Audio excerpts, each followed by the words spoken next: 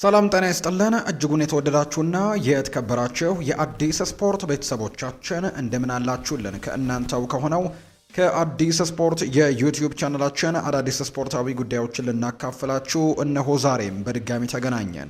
ስለምታደምጡን ስለምትከታተሉን ቆይታችሁ ከኛ ጋርም ስለሆነ እጅጉን ከልብ አድርገን ነው የምናመሰግነው። በዛሬ ፕሮግራማችን የተለያዩ ስፖርታዊ ጉዳዮችን ወደ እናንተ እያደረስን ቆይታን እናደርጋለን። በተለይ ከነዚህ መካከል ትልልቆቹን የአውሮፓ ክለቦች የተመለከቱ እጅግ በርከት ያሉ ስፖርታዊ ጉዳዮች እየሰማን እንገኛለን። ከማንቸስተር ዩናይትድ ጋር፣ ከአርሰናል፣ ከቼልሲ፣ ከሊቨርፑል፣ ከሌሎችም የአውሮፓ ታላላቅ ክለቦች ጋር አያይዘን ሰፋ ያሉ የዝውውር ጉዳዮችን እያነሳን ነው ቆይታን የምናደርገው። የተለያዩ የዝውውር ጉዳዮች ይነሳሉ። ከዛ ውጪ ነገ ምሽት የሚደረገው የአውሮፓ ቻምፒየንስ ሊግ ተጠባቂው ጨዋታም በርካቶች በጉጉት እየጠበቁት ይገኛሉ።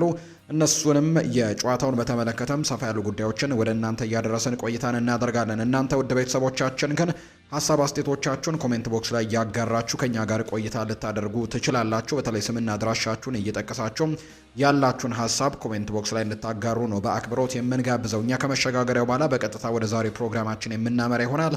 ፏርባሩ ፕሮግራሙን እመራለሁ። አብራችሁን ይቆዩ።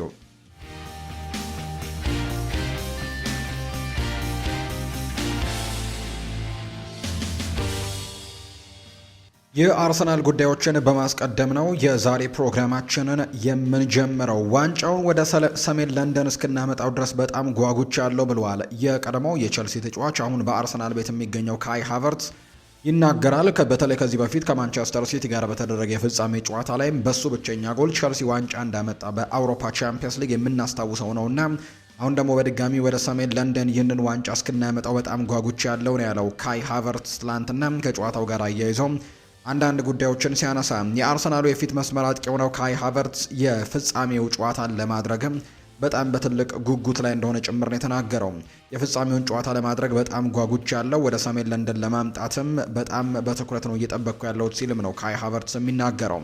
አርሰናል ዝቅተኛ የማሸነፍ ግምት ስለማግኘቱ የተጠየቀው ካይ ሃቨርትዝ ሲናገር ይሄ ነገር በጭራሽ ፈጽሞ አያሳስበኝም ሲልም ጭምር እንዲሁ ይናገራል። ለፍጻሜ የደረስነው ለሁለተኛ ጊዜ ነው፣ ነገር ግን ትልቅ በራስ የመተማመን ስሜትም አለን ሲልም ጭምር ነው የተናገረው። ለአመታት በትልቅ ደረጃ ተፎካክረናል፣ በመጨረሻም ሊጉን አሸንፈናል።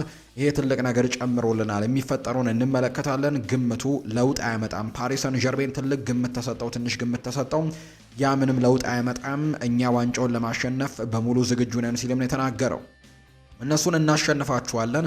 ወደ ሜዳ የምንገባውም ለማሸነፍና ለመፋለም ብቻ ነው ሲል ካይ ሃቨርትዝ ጨምሮ ሀሳቡን ሰጥቷል። እንግዲህ ነገ ምሽት የሚደረገው ጨዋታ በርካቶች በጉጉት እየጠበቁት ነው። በአርሰናል በኩል በርከት ያሉ አስተያየቶችን እየሰማን ነው። ጨዋታውን ለማሸነፍም ሙሉ ዝግጁ መሆናቸውን አሰልጣኙ ሚኬል አርቴታን ጨምሮ እነ ማርቲን ዙቢሜንዲ፣ እነ ካይ ሃቨርትዝ ከዛ ውጪ እነ ዴክላን ራይስ እና እንዲሁ ሌሎችም ተጫዋቾች እነ ዊሊያም ሳሊባም ጭምር ሀሳቦቻቸውን ሲሰጡ ተመልክተናል። የነገውን ጨዋታ ለማሸነፍ በአርሰናል በኩል በሙሉ ዝግጁነት ላይ እንደሚገኙ ነው ካይ ሃቨርትዝ ጨምሮ ግን የተናገረው።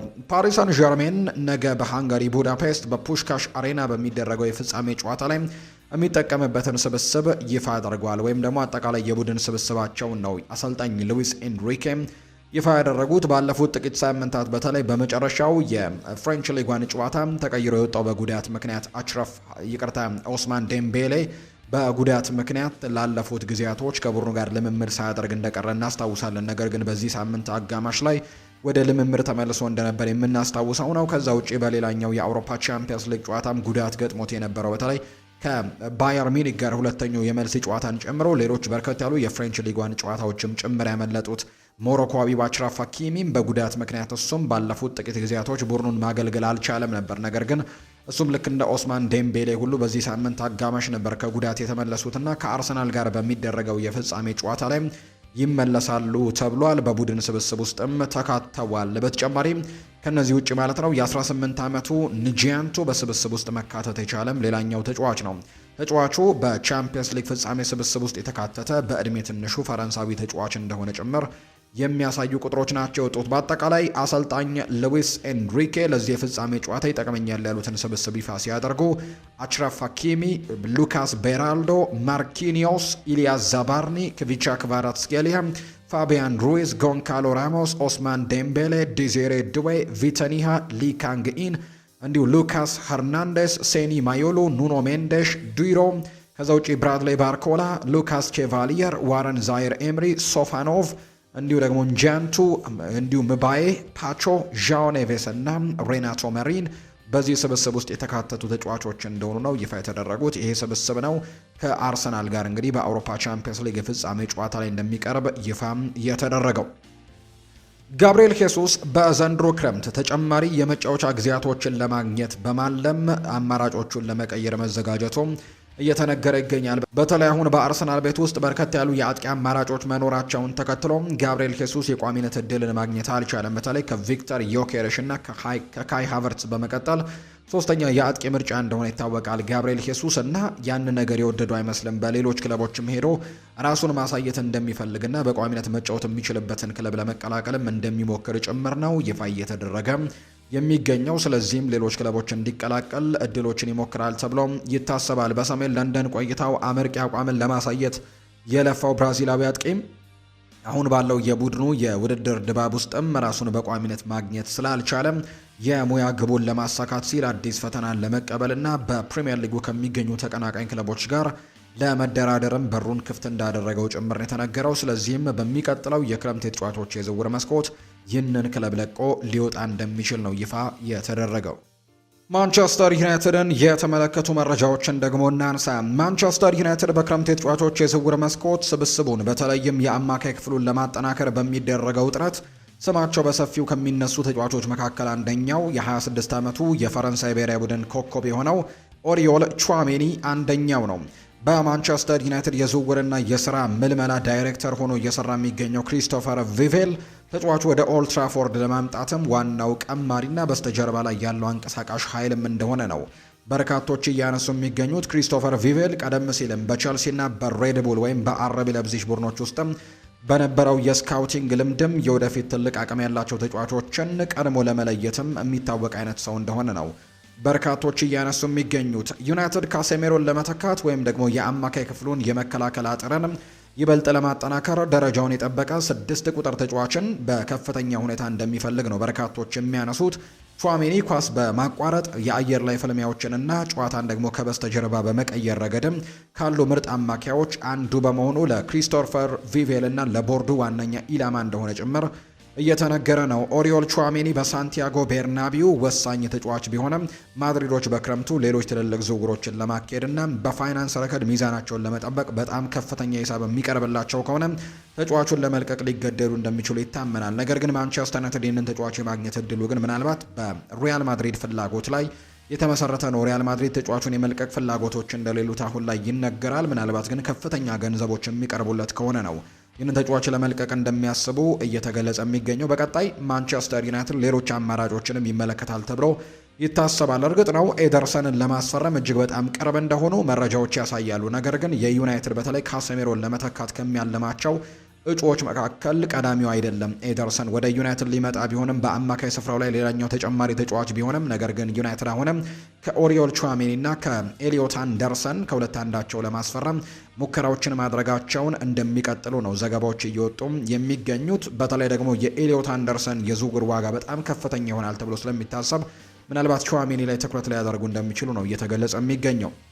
ማንቸስተር ዩናይትዶች ግን ለኤሊዮት አንደርሰን ላይ ፍላጎት ያላቸው ቢሆንም ለዚህ ተጫዋች ግን ከፍተኛ ገንዘቦችን ይከፍሉበታል ተብሎ እንደማይጠበቅ ነው መረጃዎቹ እያሳዩ የሚገኙት። የዩናይትድ ሰዎች ለኖቲንግሃም ፎረስቱ አማካይ ኤሊዮት አንደርሰን ዝውውር እየተጠየቀ የሚገኘውን የ115 ሚሊዮን ፓውንድን መክፈል እንደማይፈልጉ ይፋ ተደርጓል።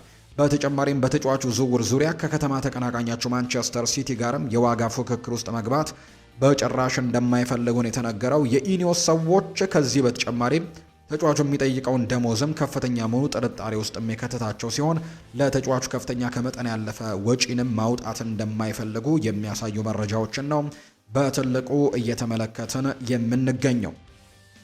ሌላኛው የምናነሳው ጉዳይ ደግሞ ዌይን ማርክ ሩኒ የሰጠውን ሀሳብ ነው። ዌይን ማርክ ሩኒ ስለ ብሩኖ ሚጌል ፈርናንዴዝ ነው አንዳንድ ሀሳቦቹን ያጋራው። ብሩኖ በልምምድ ሜዳው ዙሪያ ላይ እንደ አምበል ሊያደርጋቸው የሚገቡ ነገሮችን ሁሉ እያደረገ እንደሆነ ጠንቅቄ ያውቃለሁ።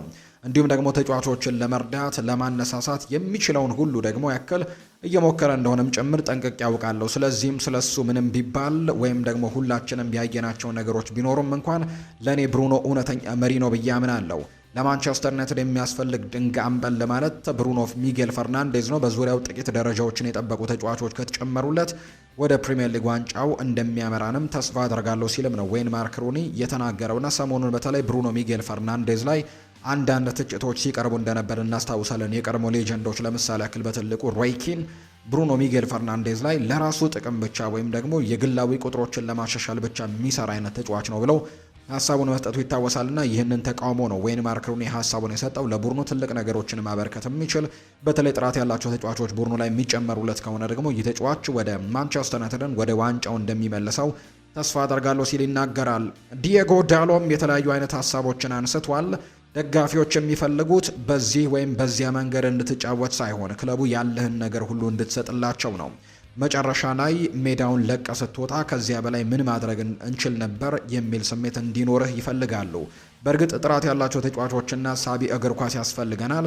ይህ ደግሞ ለማንቸስተር ዩናይትድ ደጋፊ ማጥቃትን መሰረት ያደረገ ጨዋታ፣ ፈጣን ሽግግሮች ከመከላከል ወደ ማጥቃት እናም እስከ መጨረሻው ደቂቃ ድረስም እንደምናሸንፍ ማመን ማለት ነው። ታሪክ ከኛ ጋር በነበረው የሀሳብ ልውጥና ባደረግናቸው ውይይቶች ይህንን በእኛ ላይ በሚገባ አስርጿል፣ ነግሮናልም። የእርሱ ትልቅ ችሎታ ሊድስን እንግዲህ ከሜዳ ውጭ መቅጠም ወይም ደግሞ በስታንፈርድ ብሪጅ መጫወት ምን እንደሚመስል አስቀድሞ በትክክል ማወቁ ነው። ምክንያቱም ከዚህ በፊት በዚህ ክለብ ውስጥ በትልቅ ደረጃ ሲጫወት ስለሚያውቀው የሚገጥመውን ድባብ ወይም ደግሞ አትሞስፌሩንም ቀድሞ ይነግረናል ወይም ያውቀዋል። በቻምፒየንስ ሊግ መጫወት ምን እንደሚመስል እርሱ በደንብ ጠንቅቆ ያውቀዋል። ምክንያቱም ከዚህ በፊት ይህንን ነገር በዚህ ክለብ ውስጥ አድርጎት ያውቃልና ያንን ነገር ነው ለእኛ የሚነግረን ሲልም ዲየጎ ዳሎ ተናግሯል። በእያንዳንዱ የውድድር ዘመን መጀመሪያ ላይ የዩናይትድ ደጋፊዎች ሁልጊዜም ፕሪሚየር ሊጉንና ቻምፒየንስ ሊጉን እንደምናሸንፍ ጠንቅቀው ያምናሉ። እኔም በዚህ ክለብ ውስጥም ከሁሉም ነገር በላይ የምወደው ይህንን ነገር ነው። ከዓመት በፊት በፕሪሚየር ሊጉ 15ኛ ደረጃን ይዘን አጠናቀን ነበር። ከአንድ ዓመት በኋላ ግን 3ኛ ደረጃን ይዘን ያጠናቅቅ ነው። ስለዚህም በቀጣዩ ዓመት ፕሪሚየር ሊጉን ወይም ቻምፒየንስ ሊጉን ላናሸንፍ የምንችልበት ምንም አይነት ምክንያት ላይኖር አይችልም። በነሐሴ ወር ሊጉን የሚጀምርበት ወቅትና በኦልድ ትራፎርድ ለሚደረገው የመጀመሪያው ጨዋታ እዚያ የሚገኘው 70,000 ደጋፊ ፕሪሚየር ሊጉን ማሸነፍ እንደምንችል በድጋሚ እንደሚያምን እርግጠኛ ነኝ። ስለዚህም መሻሻል የሚችል ቡድን ነው። ትልቅ ቡድን አለን። በሚቀጥለው የውድድር ዓመት ፕሪሚየር ሊጉንም ሆነ ቻምፒየንስ ሊጉን ላናሸንፍ የምንችልበት ወይም ግምት ላይ ሰጠን የሚችልበት ምንም ምክንያት የለም። እኛም ያንን ለማድረግ እንሞክራለን ሲልም ጭምር ነው ዲየጎ ዳሎ ሀሳቡን የተናገረው። ለ12 ወራት ያክል ማንቸስተር ዩናይትዶች ለማስፈረም በጣም ከጫፍ የደረሱትን ኤደርሰንን ሲመለከቱት እንደነበርና ስካውት ሲያደርጉት እንደነበር መረጃው ይፋ ተደርጓል። እንደ ዴይሊ ሚረር ዘገባ ከሆነ ማንቸስተር ዩናይትዶች ኤደርሰንን ለ12 ወራት ያክል እያየው እንደነበር እያሳየ የነበረውን እያንዳንዱን እድገትም በሚገባ ሲከታተሉት እንደነበር ነው ይፋ የተደረገው። እንዲሁም ኤደርሰን በማንቸስተር ዩናይትድ ቤት 75,000 ፓውንድ በሳምንት እንደሚከፈለው በዘገባው ላይም እንዲሁ ተካቷል። እንግዲህ ጥሩ የሚባል ዝውውር ሊሆን እንደሚችል በርካቶች ግምቶቻቸውን እየሰጡበት እንደሚገኝ ነው መረጃው የጠቆመው። የሊቨርፑል ጉዳዮችን እንንገራቸው። ኢብራሂማ ኮናቴና ሊቨርፑል ሊለያዩ ከጫፍ እንደደረሱ የሚያሳዩ መረጃዎች ይፋ እየተደረጉ ነው። ኢብራሂማ ኮናቴና ሊቨርፑል በአዲስ ውል ስምምነት ላይ መድረስ አለመቻላቸውን ተከትሎ ፈረንሳዊው ተከላካይ በዚህ ክረምት አንፊልድን ለቆ ሊወጣ ከጫፍ እንደደረሰ ይፋ ተደርጓል። ይህ ተጫዋች እንግዲህ ባለፉት ጥቂት ጊዜያት ኮንትራቱን ሊያራዝም የሚችልበት እድሉ እንዳለ ሲነገር ነበር። እርግጥ ነው ሊቨርፑሎች ይህንን ተጫዋች ኮንትራቱን ሲያራዝሙ በጣም ረጅም ጊዜያቶች ያልፈዋል። ባለፉት ጥቂት ዓመታት በሊቨርፑል ቤት እንደዚህ አይነት ጉዳዮችን እየተመለከትን ነው። ሪስክ ሲያስወስዳቸውም ተመልክተናል። ለምሳሌ ያክል ቨርጂል ቫን ዳይክ እና ሞሐመድ ሳላህም እንዲሁ ኮንትራታቸው ሊጠናቀቅ በጣም ከጫፍ ደርሰው ወይም ደግሞ ኮንትራታቸው አብቅቶ ነው በነፃ ኮንትራት ወደ ሌሎች ክለቦች ማምራት በሚችሉበት ጊዜ ላይ ለክለቡ ባላቸው ፍቅር በክለቡ እንዲቆዩ የሆኑት በተለይ ሞሐመድ ሳላህ በጣም ውትወታዎችን አድርገው ጭምር ነው ኮንትራቱ የተራዘመለትና እንደዚህ አይነት ሪስኮችን ሲወስዱ እንመለከታለን። ለዚህኛው ደግሞ ትልቁ ቅጣታቸው የትሬንት አሌክዛንደር አርኖልድ ጉዳይ እንደሆነ በርካቶች ያነሳሉ። ምክንያቱም ትሬንት አሌክዛንደር አርኖልድን ከኮንትራት ነፃ ሆኖ ነው ወደ ሪያል ማድሪድ ያቀናው። ቢያንስ ተጫዋቹ እንኳን መልቀቅ ቢፈልግ ከዚህ ተጫዋች በጣም ጥሩ ገንዘቦችን ማግኘት የሚችሉበት እድሉ ነበራቸው። ነገር ግን ተጫዋቹንም በክለቡ ሳያቆዩት ከዛ ውጭ ደግሞ ከተጫዋቹም ማግኘት የሚገባቸውን አይነት ገንዘብን ደግሞ ጭምር ሳያገኙ ነው ክለቡን በነፃ የለቀቁትና አሁንም ኢብራሂማ ኮናቴ በዛ መልኩ ሊቀጥል የሚችል አይነት ተጫዋች እንደሆነ ይፋ እየተደረገ ነው። ምክንያቱም ከሊቨርፑል ጋር በኮንትራት ጉዳይ ላይ አሁን መስማማት አልቻለም። ስለዚህም በቀጣይ ከሊቨርፑል ጋር በክረምቱ የተጫዋቾች የዝውውር መስኮት ክለቡን ለቆ ሊወጣ እንደሆነ ነው የሚያሳዩ መረጃዎች ግሬም ቤሊ ይፋ ያደረገው። በዚህ ክረምት ግን ከዚህኛው ተጫዋች ውጪ ግን ሌሎች ኮከቦችም ክለቡን ይለቃሉ ተብሎ የሚጠበቁ ተጫዋቾች አሉ። ከነዚህ መካከል አንደኛው ከርቲስ ጆንስ ነው።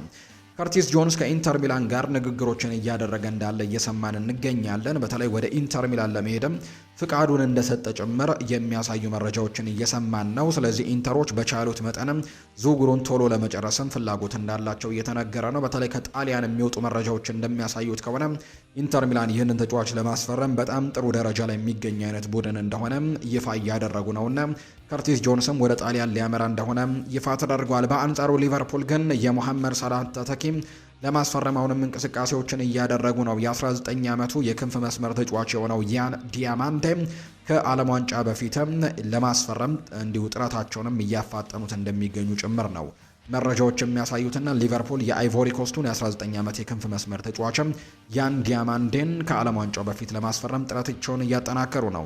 ክለቡ የዝውውር ውድድሩን ከመጀመሩ በፊትም ተጫዋቹን ሙሉ በሙሉ በባለቤትነት በመያዝ ዝውውሩን በአስቸኳይ ለማጠናቀቅም ፍላጎቱ እንዳላቸው ይፋ ተደርጓል። ይህም የሊያፕዚሽ ወጣት ኮከብ በዓለም ዋንጫው ላይ የአይቮሪ ኮስት ብሔራዊ ቡድን ተሰልፎ የመጫወት ትልቅ እድልም አለው። አርቢ ለብዚሾችም ለቻምፒየንስ ሊግ ተሳትፏቸው ተጫዋቹን ማቆየት የሚፈልጉት ቢሆንም የዝውውር ሂሳቡ ግን እስከ 100 ሚሊዮን ዩሮ ሊደርስ እንደሚችል ስካይ ስፖርት የተባለው የመረጃ ምንጭም ይፋ እያደረገ ነው የሚገኘው። ቸልሲን የተመለከቱ መረጃዎችን እናንሳ። ቸልሲ በቻቪ አሎንዞ ጥያቄ መሰረት በሊቨርፑል አማካይ ፍሎሪያን ቨርትስ ላይ ከፍተኛ ፍላጎት እንዳለው እየተገለጸም ይገኛል። ስለዚህም ቸልሲዎች በተለይ ደግሞ ቻቪ አሎንዞ ከዚህ በፊትም በባየር ሌቨርኩዘን በነበረበት ጊዜ እንግዲህ ይህንን ተጫዋች ያሰለጠነው ተጫዋች እንደነበር እናስታውሳለን። በዛ ጊዜ ደግሞ በጣም ምርጥ የሚባለውን ፐርፎርማንስ ያሳየበት ጊዜ እንደነበር እናስታውሳለን። ሌቨርኩዘን ያንን ያክል ስኬቶችን ሲያመጣም ከነበሩት ወሳኝ ተጫዋቾች መካከል አንደኛው ይሄኛው እንደሆነ በርካቶች ያነሳሉና ስለዚህ ቸልሲም አሁን ላይ በተለይ በቻቪ አሎንዞ ስር ፍሎሪያን ቨርትስን ለማምጣት ፍላጎቱ አላቸው። ነገር ግን የመሳካት እድሉ በጣም ጠባብ እንደሆነ የሚያሳዩ መረጃዎች ናቸው ያሉት። ሌሎች ተጫዋቾች ላይ ትኩረት ያደርጋሉ ተብሎ ነው የሚታሰበው። ካላቸው ተጫዋቾች አንጻር ሲታይ ለቸልሲ በጣም የሚያናድድ የውድድር ዘመን ነበር ተብሏል። በቀጣዩ የውድድር ዘመን ተመልሰው የተሻለ ነገር እንደሚያደርጉ እርግጠኛ ነኝ ብሏል ማይክል ኢሲያን ሲናገር የቀድሞው የቸልሲው ተጫዋች። ስለዚህ ካላቸው ስብስብ አንጻር ይህንን ነገር ማሳካት ነበረባቸው ሲልም ነው የሚናገረው። ድጋፍ ልንሰጣቸውና ምን ማድረግ እንደሚችሉ ማየት ያለብን ይመስለኛል ብሏል ማይክል ኢሲያን ሲናገር። የማንቸስተር ሲቲን ጉዳዮች እንመልከት። ፔፕ ጓርዲዮላ ይናገራል። ከማንኛውም ተጫዋች ጋር የቅርብ ጓደኛ ሆኜም አላውቅም። በጭራሽ በፍጹም ጓደኛቸው በሆን እንኳን በጣም ደስ ባለኝ ነበር፣ እወደው ነበር። ነገር ግን አልችልም። እኔ እኮ አትጫወትም እልሃለሁ፣ እነሱ ደግሞ መጫወት ፈልጋለሁ ይላሉ። እኔ ግን አልፈቅድላቸውም። ታዲያ እንዴት ጓደኛ መሆን ይቻላል? በጭራሽ አይቻልም። የማይታሰብ ነው። ርቀትን መጠበቅ ይኖርብሃል ሲል ነው ፔፕ ጓርዲዮላ የተናገረው። ጓርዲዮላ ስለ የርገን ክሎፕ ቡድን ሲናገርም ቅዠት ነበር፣ ሁልጊዜም ቢሆን ያቃዡኝ ነበር ሲልም ነው የተናገረው። ሌላኛው ከፔፕ ጓርዲዮላ ስቴት ጋር በተያዘ የ2026ቱን የዓለም ዋንጫ ትከታተላለሁ የሚል ጥያቄም ቀርቦለት ነበር። የፍጻሜውንና አንዳንድ ወሳኝ ጨዋታዎችን በእርግጠኝነት እመለከታለሁ፣ ነገር ግን የትኞቹ ጨዋታዎችን ማየት እንዳለብኝ መወሰን ግን ይኖርብኛል፣ ምክንያቱም ሁሉንም ጨዋታዎች እንግዲህ ስለማልመለከት ሲል ነው ፔፕ ጓርዲዮላ ጨምሮ እንዲሁ የተናገረው። ከዚህ በፊት ያሳለፍኩት ህይወትን ሳስብ አሁን ላይ ረፍት ማድረግ እንዳለብኝ ይሰማኛል። እናም ደግሞ አንዳንድ ዓመታት በፍጥነት እንዳለፉ ነው የሚሰማኝ። በጣም በፍጥነታት ያልፋሉ። ቆም ብዬ ማሰብና ማሰላሰል ነበረብኝ። ከዚያም በሚቀጥለው እርምጃ በፊትም ማሰብ ነበረብኝ። ከእንግዲህ አንድ ድርጅትን እንዲሁ ደግሞ በሙሉ የምመራ ሰው አይደለሁም። አሁን ላይ የሚገፋፋኝና የሚያበረታታኝ ሰው በእርግጥ እፈልጋለሁ ሲል ይናገራል ፔፕ ጓርዲዮላ ሲናገር። ማንቸስተር ሲቲ አሁንም ቢሆን በማርኮ ፓይስትራ ላይም ፍላጎት አላቸው ተብሏል። እናም ተጫዋቹ ክለቡ በዚህ ክረምትም ለማስፈረም ኢላማ ካደረጋቸው የቀይ መስመር ተከላካዮች ውስጥም ግንባር ቀደሙ እንደሆነ እየተነገረ ነው። በዛ የቀይ መስመር ቦታ ላይ እርግጥ ነው በጣም በርከት ያሉ አማራጮች እንዳሏቸው ይታወቃል ማንቸስተር ሲቲዎች። ከነዚህ መካከልም እነ ቲኖ ሊቨርማንቶም ጭምር እንደሆኑ ይታሰባልና ከዛ ውጭ ግን የማርኮ ፓይስትራ የተባለውንም ተጫዋች በጣሊያን ሴሪ በጣም ድንቅ የሚባል ጊዜን እያሳለፈ የሚገኝ ተጫዋች ነውና እሱንም ለማስፈረም እንቅስቃሴዎችን ማድረጋቸው አይቀሬ እንደሆነ ነው ዘገባዎቹም የሚጠቁሙት። ምንም እንኳን ቸልሲ ተጫዋቹን የመሸጥ ምንም አይነት እቅድ ባይኖራቸውም ኮል ፓልመር በዚህ ክረምት ወደ ማንቸስተር ሲቲ የመመለስ ፍላጎት እንዳለው ኤንዞ ማሬስካ እየተነገረ ይገኛል። ቸልሲዎች እርግጥ ነው አሁንም ኮከብ ተጫዋቾቻቸውን በክለባቸው ማቆየት ትልቁ ፍላጎታቸው ነው። ነገር ግን የሚሳካላቸው ከሆነ ሲቲዎችና ኤንዞ ማሬስካ ግን ይህንን ተጫዋች ወደ ቡድኑ ለመመለስ ትልቅ ጥረቶችን ያደርጋል ተብሎ ነው የሚጠበቀው። ሪያል ማድሪድን የተመለከተ መረጃን እናንሳ። ሪያል ማድሪድ አሁን ላይ ዦዜ ሞሪኒዮን ከቤኔፊካ ለመውሰድ ከ7 ሚሊዮን ዩሮ በላይ መክፈል ይኖርበታል ተብሏል። የመጀመሪያው ሂሳብ ደግሞ የ7 ሚሊዮን ዩሮ የውል ማፍረሻ አንቀጹን መክፈል ነበር። ነገር ግን አሁን ላይ ፍሎሬንቲኖ ፔሬስ አስቸኳይ ምርጫ እንዲካሄድ ጥሪ ካቀረበ በኋላ ይህ አንቀጽ በዚህ ሳምንት እንደሚጠናቀቅ ነው የተነገረው። ከዚህ የጊዜ ገደብ በኋላ ሞሪኒዮን ለመውሰድ ከ2 እጥፍ በላይ መክፈል ግዴታ ስለሆነ ዋጋው ወደ 15 ሚሊዮን ዩሮ እንደሚጠጋ ነው ኢኤስፒኤን መረጃውን ይፋ ያደረገው። ጋዜጠኛ ሮድራ በዩቲዩብ ቻናሉ ላይ ይፋ ባደረገው አዲስ መረጃ መሰረት ሪያል ማድሪድ በመጪው የክረምት ተጫዋቾች የዝውውር መስኮት አንጋፋ የመሃል ተከላካዮችን ለማስፈረም እቅድ እንዳወጡ ነው እየተነገረ የሚገኘው። ከነዚህ ተጫዋቾች መካከልም ለፖርቱጋላዊው የ29 ዓመት የመሃል ተከላካይ ሩበን ዲያስ ቀዳሚውን ስፍራ ሰጥቶታል። ፔፕ ጓርዲዮላ ማንቸስተር ሲቲን መልቀቁን ማሳወቁን ተከትሎ ዲያዝ በክለቡ ደስተኛ እንዳልሆነ ወኪሉ አዲስ ክለብ እንዲፈልግለት ማዘዙንም ተከትሎ ማድሪድ ዝውውሩን ለመጨረስም ከፍተኛ ሁኔታ እየገፋበት እንደሚገኝ ጭምር ነው ይፋ የተደረገው። ሁለተኛው ተጫዋች ደግሞ ጄስኮ ግቫርዲዮል ሲሆን ክሮኤሽያዊው የ24 ዓመት ተከላካይ በማድሪድ ዝርዝር ውስጥም በሁለተኛ እጩነት ተቀምጧል። ግቫርዲዮል በጉዳት ምክንያት ካሳለፈው አስቸጋሪ የውድድር ዓመት በኋላ ራሱን ለሪያል ማድሪድም እንዳቀረበና ወደ ሳንቲያጎ ቤርናቢው ለመጓዝም ፍላጎት እንዳለው ጭምር ነው ሮድራ የተባለ የመረጃ ምንጭም እንዲሁ ይፋ ያደረገው። ኤንሪኬ ሪኬልሜ በፍሎሬንቲኖ ፔሬዝ ላይ ከፍተኛ ተቃውሞችን ነው እያቀረበ የሚገኘው። እኔ ቀደም ሲል በሲቪያ የሚገኘው የኤቢሲ ሚዲያ እንግዲህ ተመዝጋቢ ነበርኩኝ። አሁን ደግሞ በማድሪድ የሚገኘው የኤቢሲ ተመዝጋቢ ነኝ። ሁሉም ሰው በስፔን ውስጥ ላሉ ሁሉም የሚዲያ ተቋማት ድጋፍ እንዲያደርግ ጠይቄያለሁ። ሚዲያውንም መደገፍ አለብን ብሏል። ጤናማ ሚዲያዎች የዲሞክራሲ ምሰሶዎች ናቸው። እኛ ደግሞ በሁሉም አይነት ገንቢ ትችቶች በራችን ክፍት ነው ብሏል። የፍሎሬንቲኖ ፔሬዝ የሱፐር ሊግ ህልምም ሙሉ በሙሉ የማጭበርበር ስራ ነበር ሲልም ነው የሚናገረው። ፍሎሬንቲኖ ፔሬዝ ያደረገው ነገር በእውነቱ ሞኝነት ነበር። ያንን ፕሮጀክት ወደ ኤል ቼሬንጊቶ የቴሌቪዥን ጣቢያ በመውሰድ ከላፖርት ጋር እጅ ለእጅ ተያይዘው ፕሮጀክቱን ሲያቀርብ ግን ሞቷል። ያንን ነገር ሲያደርግም እዚህ መጥቶ የትኛውንም የክለቡ አባልን እንዲሁ እንደማይማረክም ማወቅ ነበረበት። እዚህ ሄዶ ባርሴሎናን ሲደግፍ ማንንም አላማከረም። ጠንካራ ባርሴሎና ያስፈልጋል ሲል አባላቱን አላማከረም። ይህም በእውነቱ ምን አይነት ከንቱ የሆነ እርምጃ ነበር። እናም ባርሴሎና ፕሮጀክቱን ጥሎበት ሲወጣ ደግሞ የኔግሬራ ጉዳይ ይዞ መጣ።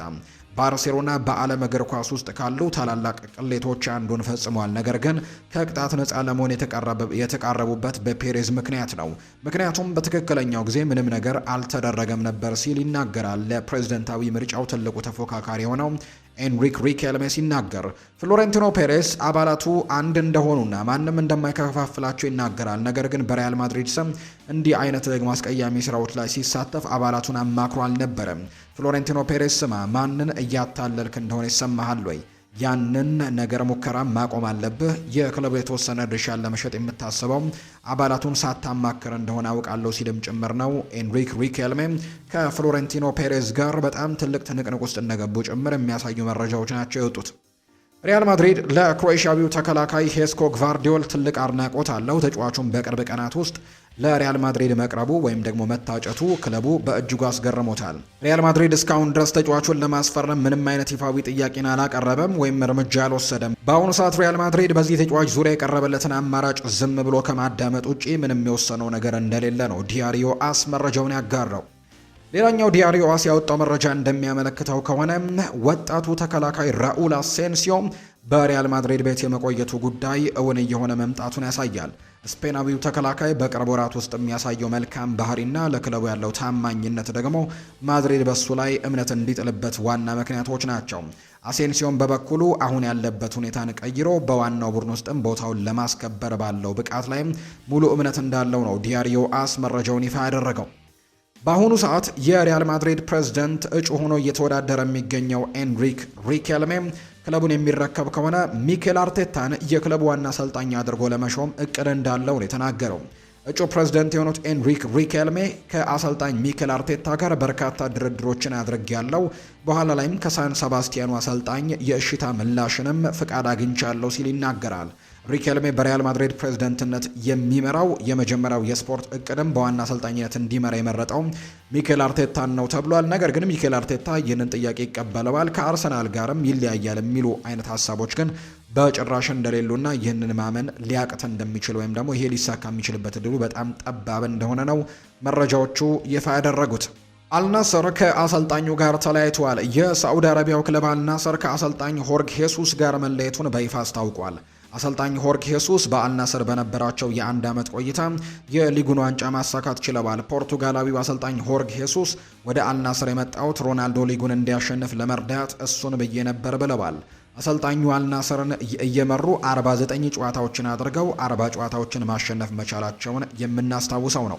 የተወደዳችሁና የተከበራችሁ ቤተሰቦቻችን ለዛሬ ያዝንላችሁ አዳዲስ ስፖርታዊ ጉዳዮቻችን እነዚህን ነው የሚመስሉት።